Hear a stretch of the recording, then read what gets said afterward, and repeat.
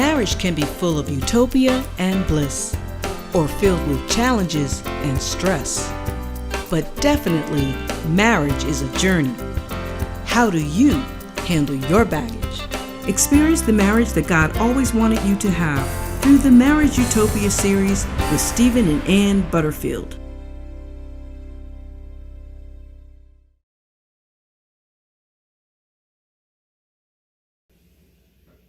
Hi, welcome back to Marriage Utopia. Yes. This is part 3. So today we're going to be talking about naked and exposed and all what the baggages are. Mm-hmm. We want you to know what those baggages are called, because again, marriage is a journey. Mm-hmm. How do you handle these baggage? Mm-hmm. So in order to know how to handle them, you have to know what the baggages are.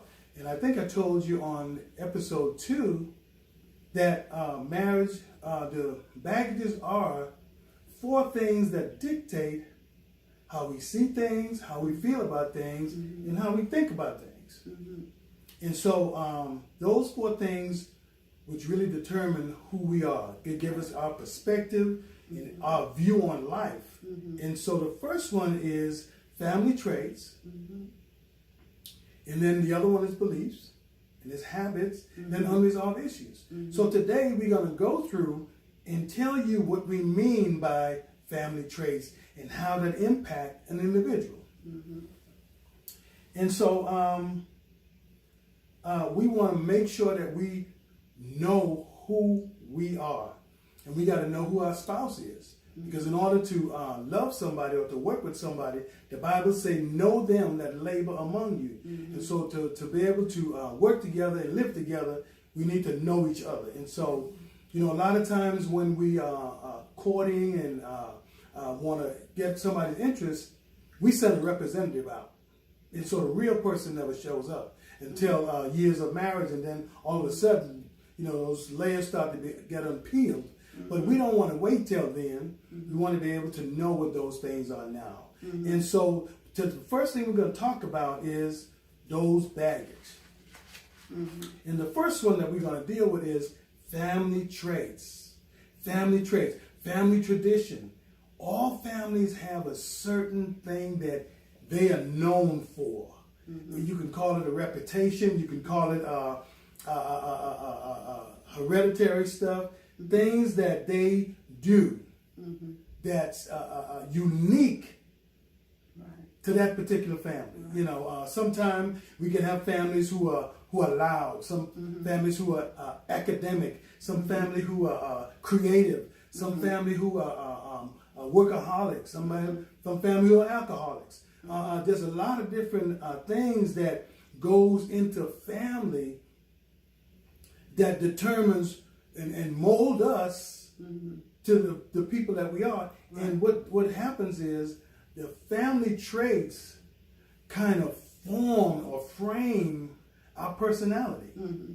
Mm-hmm. And our personality is who we become, and our personality is demonstrated through our behavior. Right. And so we have some examples on, even in the Bible, how certain family have certain traits. Mm-hmm. You remember Jacob, Rachel, and Laban. Mm-hmm. Now Jacob was later called Israel, but Jacob means supplanter, mm-hmm. trickster. Mm-hmm. And Rachel came from a family of tricksters. Mm-hmm. And so it was hereditary that she would be a trickster. And so she was able to trick her husband. Mm-hmm. Jacob tricked his brother. Mm-hmm. And Laban then tricked his nephew. Mm. And so we see that there's a trait that this particular family had. Let's go to David. David had a problem with women. And we know that Solomon was his son. Mm-hmm. Solomon had, I think, 700 wives and 300 concubines. I mean, women after women. And that was his greatest downfall. But so this is a family trait. When David was sick, and they wanted to see whether David was alive, they put a young maiden in the bed. Mm-hmm. And when he didn't touch her, mm-hmm. they said the king is dead. Because they know the trait of the king. And so, just like Abraham and Isaac, they basically told the same lie at different times. Abraham went to Egypt, and he lied and said Sarah was his sister. Right. Jacob did, Isaac did the same thing. And so we can see where these things, family traits, are important and they're real. We can, gloss them over and think there's no big deal, but they are real. So in order to know or to learn your spouse, first know who their families are. Now, I was born and raised in the Bahamas. And if you wanted to date somebody, the first thing your parents or the girl parents or whoever is going to ask is, who your people? Right. They want to know where you came from. Right. Because what happens is your family traits can tell people what your potentials are. You may not be that, but you have the potentiality to do that. You have a potential to do that. So there's certain things that you can attribute to what your family traits are. And so the family traits is very, very important. Genetics makes up most of who we are. And so our genes, our DNA, is all, we didn't select the family we've been born in, but that's what we got. And so we have to make sure that we understand our spouses, our fiancés, family traits. A good way to do that is attend family reunions. When you see your fiancé around his family, he's going to let his hair down. And the impression trying to impress you may slip. And the real deal is going to show up. And then you're going to hear some things about him or her from the family members that you may not have known. And so you'll be able to know who they really are. Because again, in order to love somebody and to work with somebody, you need to know who they really are. And so one of the things that I found out, that if you, one of the things that I've seen down through the years, that if you want to find a person who has the potential to be a good husband, observe them around their mother. Observe how they treat and how they attend to their mother, and you'll be able to tell whether that person has the potential to be a good husband. And see, the same thing goes for the female. If you want to know if a woman would become a good spouse, a good wife, see how she responds to her father. And that would give you a good indication that this person has what it takes to be a good wife. And so as we get into our family traits, years ago, people used to say, if you wanted to be a doctor, you got to go to school, take a test, and then they give you a license. And they say, you want to be whatever you want to be, you go train and whatever, then you get pass a test, and then they give you a license. But they say now when you get married, that they give you the license, and then say go learn. But that's really not the case, because our formative years are when we are really supposed to be learning how to be a spouse, whether it's a female or male, because we have our family structure should be our training ground.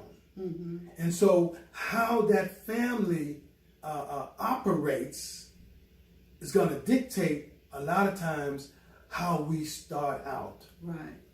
It doesn't mean that's how we end, but it'll be how we start out. Because there's a lot of things that we're going to talk about later, amen, that would determine what our full potential would be based on, and that's why I say based on your belief, your habits, and your unresolved issues. All those things would form you into the person that you really are. And so we want you to know that you need to understand your fiance or your spouse's family traits. What their family really has the potential to do. What have you seen that main dominant thing that you see throughout the family? Whether it's they're contentious, whether they're passive, whether they are, they're the liveliest crew on the block, and people are always drawn to that house. I mean, all the neighbors would gather around. You got to see these different little traits, so you know that's the type of person, the potential that your fiance or your spouse has. Now, they can change their habits and all that stuff, but then you know that's the foundation of who that person really is. And so the other things that it comes from our family traits is our family teaches us how to love. And so my wife is going to go through some love expressions and some things to show you how the family traits teaches us and train us what love look like and how we should express love. So here's my wife to talk about that. Praise God. We give God glory and praise and honor, and thank you, Pastor Butterfield, for sharing with us concerning those things that you have talked about. I tell you, God is so good and He's awesome, and He is worthy of all the praise and all the honor and all the glory. I am going to be talking a little bit concerning love, and love is very important in marriage. So we must identify what love really looks like to ourselves and also to the other person. When Pastor Butterfield was writing his book, Marriage the Journey, I know he was thinking of more than just marital relationships, but it's relationships, all types of relationships, because we can use this in all types of relationships concerning love. Sometimes we identify love based on how our family demonstrated love to us while growing up. Whatever they showed us love by spending time with us, or whatever they did, giving us gifts or whatever, but we have grown up with some specific things that shows expressions of love. Therefore, each spouse may demonstrate receive love differently from their spouse. So the work is to find out what your love expression is, and also understand and know what your spouse love and expressions are.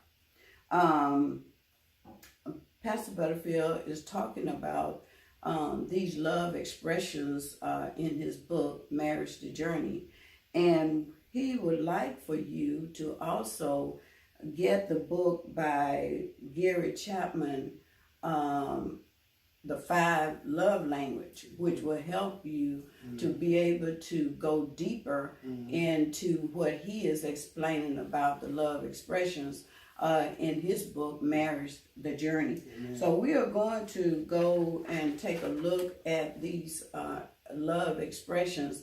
And you've probably been thinking about, okay, what is going on with my wife? What is going on with my husband? They always want this. They always want to do something this way or that way.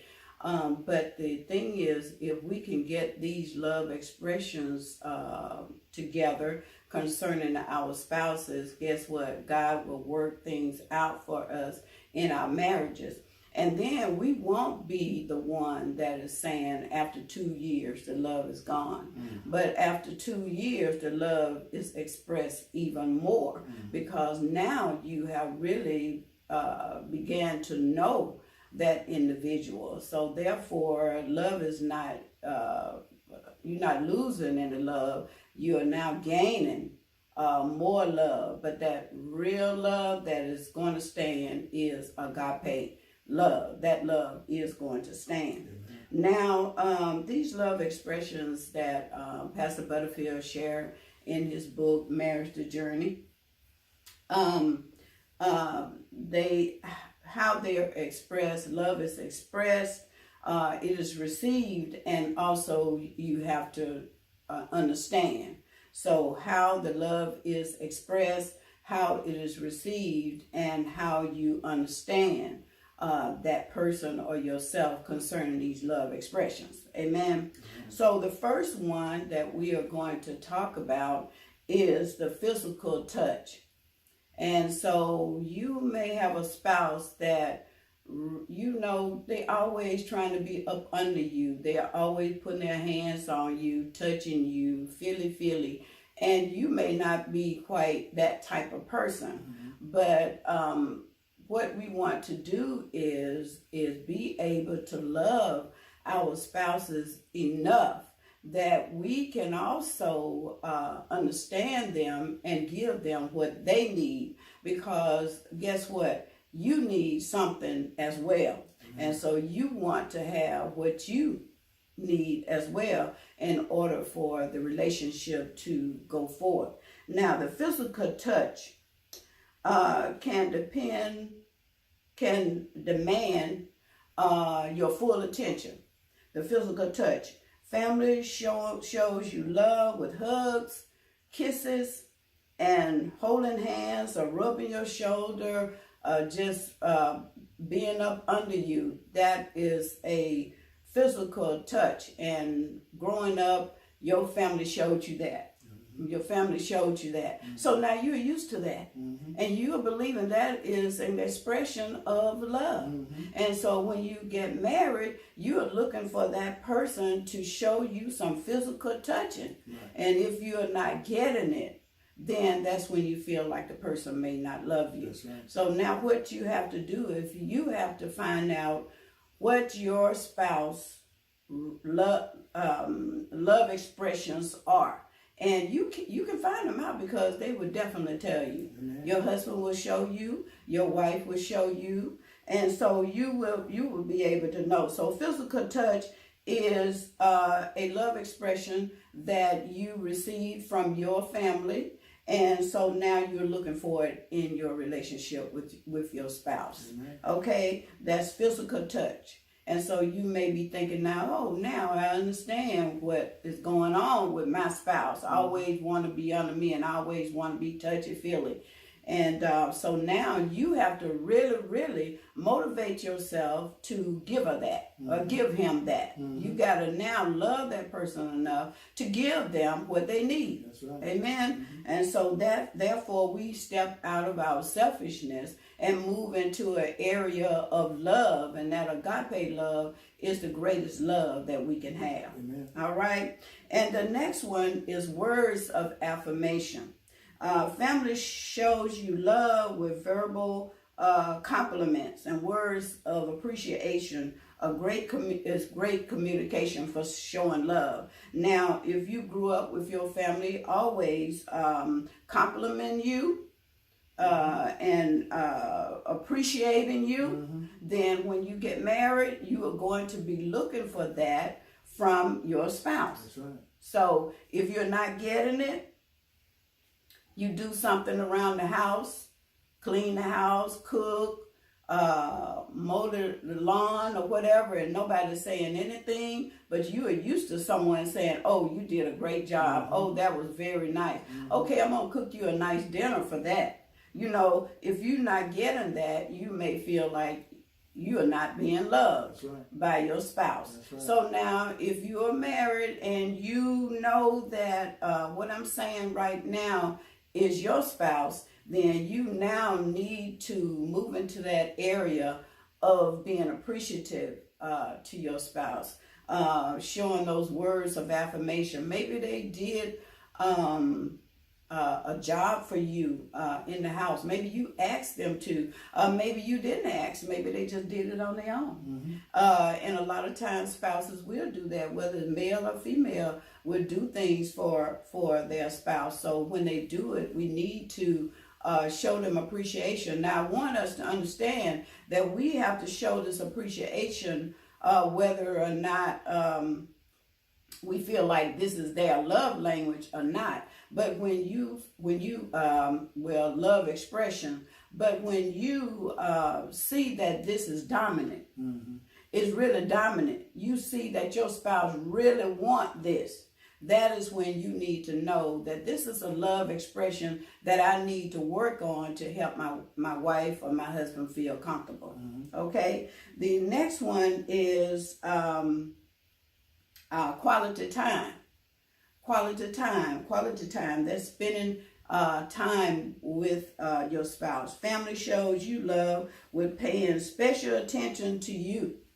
Yeah, I mean, you, no matter who's in the house, you are very important to them, and this is your time. Mm-hmm. They're showing you some special quality time, doing things for you, playing games with you, whatever, taking you to the park, to the movies, whatever. God is so sweet and so kind that He gave us these love expressions, and our parents helped us to be able to understand these love expressions. And so one of mine is quality time, but also I always say all of them is very important to me. Physical touch, words of affirmation, quality time. So I like to sit and watch movies with my husband. I like to go places, and we have date night on Friday night. Now, if our date night is, we got something going on at the church, we don't mind. We'll go to church for our date night. It really doesn't matter what we are doing. But a lot of times when we don't have church, then we are out somewhere fellowshipping together. But I just want you to know, when you like spending quality time, it doesn't matter where you are. When you want to spend time with your spouse, you can be at church, at the park. You can be walking and holding hands and not even talking. I mean, you just want to spend that time with that person. So if you have a spouse that really like to spend a lot of time with you, you think they're trying to be in your space or whatever, really come on up out of that and give them what they need. They really see an expression of love and having quality time with their spouse. And you know, if you don't show that, then they are going to be thinking, well, they don't love me. My spouse don't love me, because they won't spend any quality time with me. They won't touch me. They don't give me no words of affirmation, and they don't spend no time with me. So when you find out what it is that your spouse needs, you need to show that expression to them as well, because you have one as well. Amen. And you want that love expression to be shown back to you. Right. So when you both can know what your love languages are, your love expressions are, then therefore you'll be able to really get along better with each other. With Pastor Butterfield really would like for you to get his book, Marriage the Journey, but he also would like you to get the 5 Love Language book as well. Absolutely. That will help you to be able to move forward in the Lord. Amen. Love expressions, acts of service. So you have a spouse that their love expression is acts of service. That means that person, family, has shown them love by making sure that they had everything that they needed. And so, therefore, as a man and woman of God that is married, that person may be looking to you for making sure that the house is clean, that the lawn is mowed, that you will make sure that they have whatever it is they need, as far as ironing their clothes, or making sure that you take the clothes to the laundromat, all these types of things. One thing that my husband does is he always opened the car door for me. And I realized that he really don't have to do that. And because I see a lot of people, men don't do that. So I know that he don't have to do that, but as an act of service, I really like that. I really like that he always makes sure he opened the car door for me.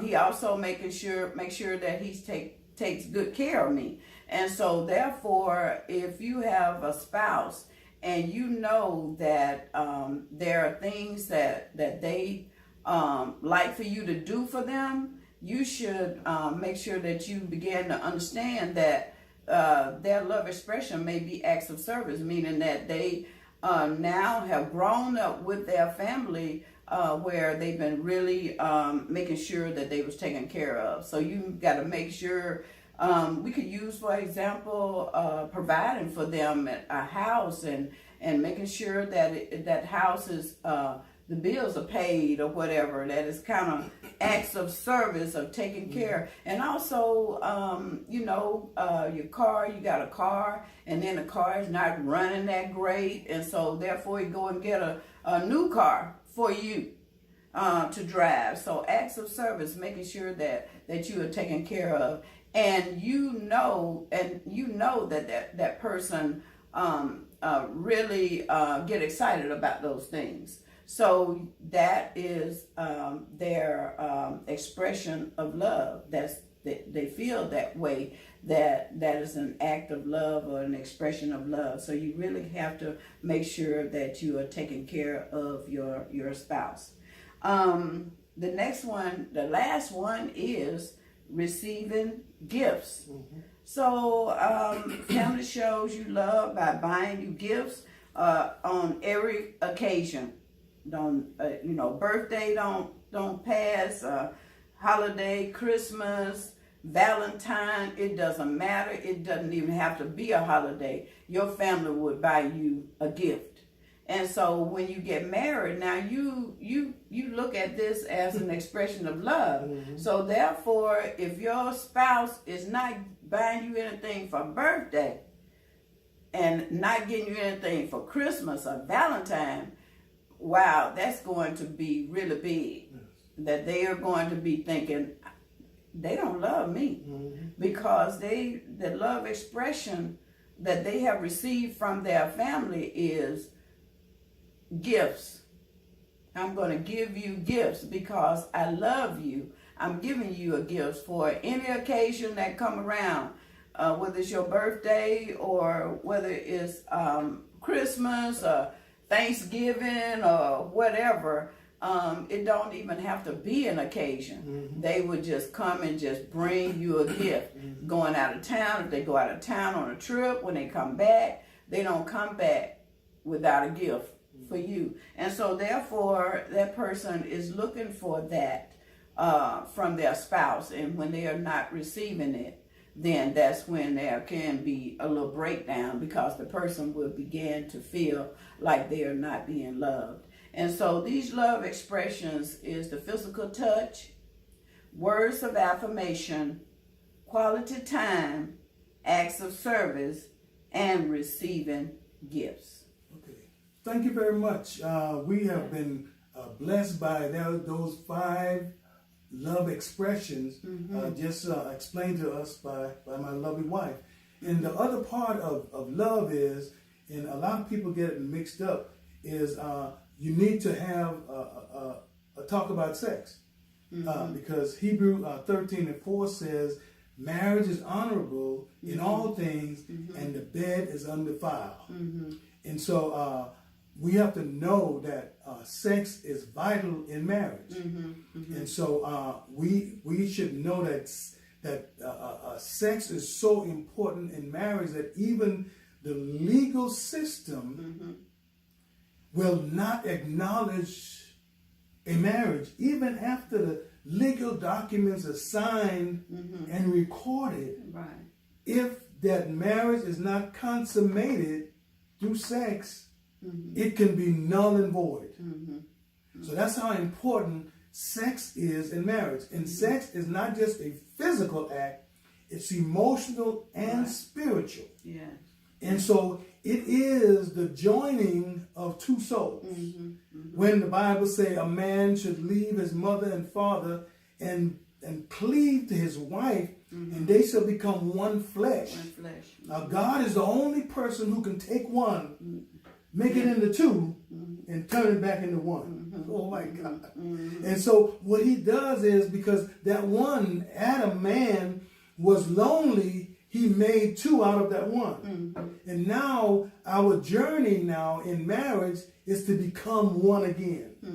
And so as we consummate, we become one in our spirit. Our spirit begin to gel and begin to join one another. And so don't take sex for granted. It is a vital part of your marriage. Right. If you remember the C's that we talked about, consummation was one of those C's that we talked about, having a successful marriage. And so the question, you need to find out, after you know that this person you want to date, this person you want to spend, after you get that engagement ring and you have a commitment, now you need to ask the question about sex. Right.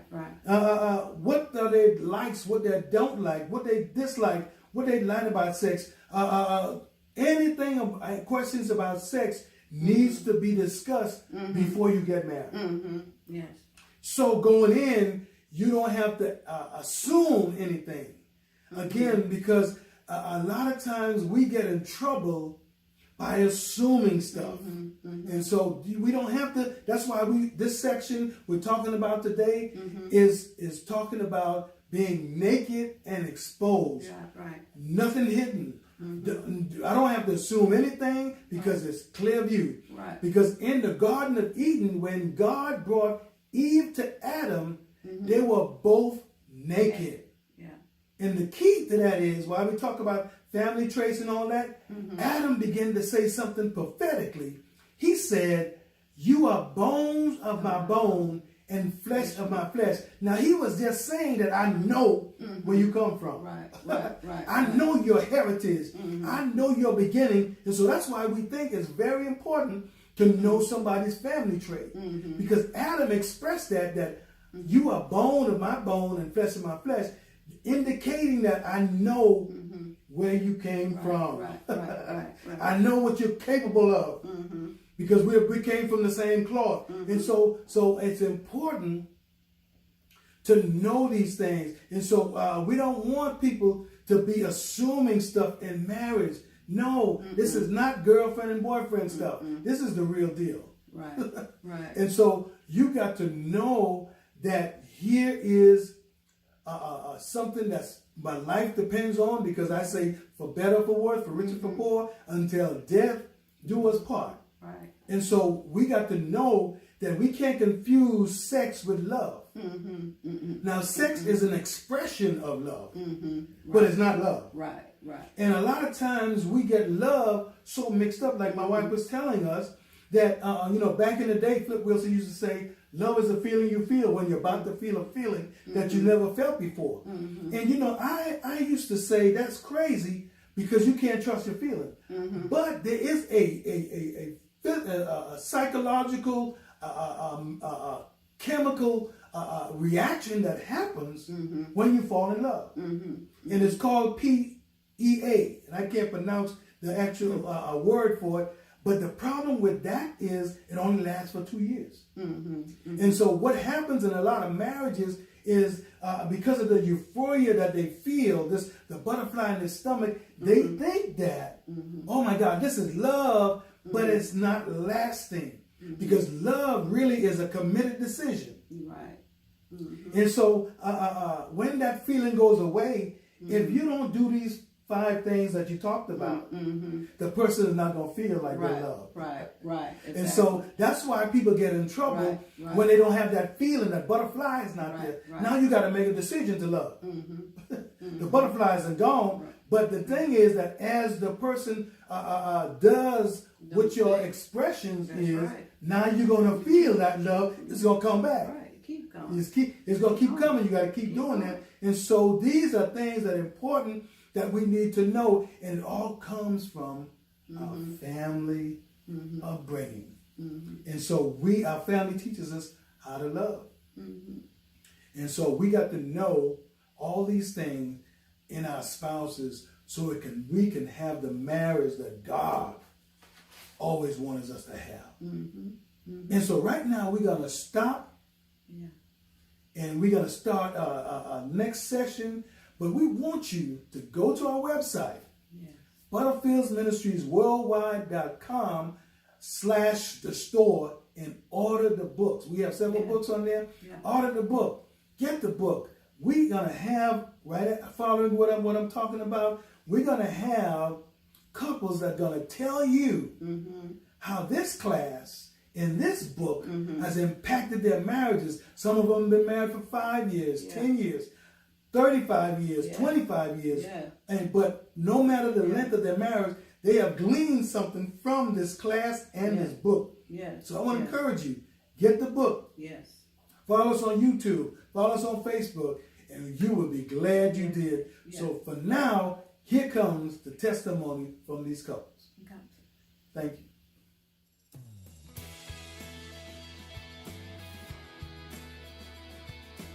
We're going to talk about our experience with Marriage, the Journey, how to handle your baggage. The book was very enlightening, and being married is definitely a journey. We highly recommend it and really enjoyed the class and the book. We found Pastor Butterfield's book to be very insightful.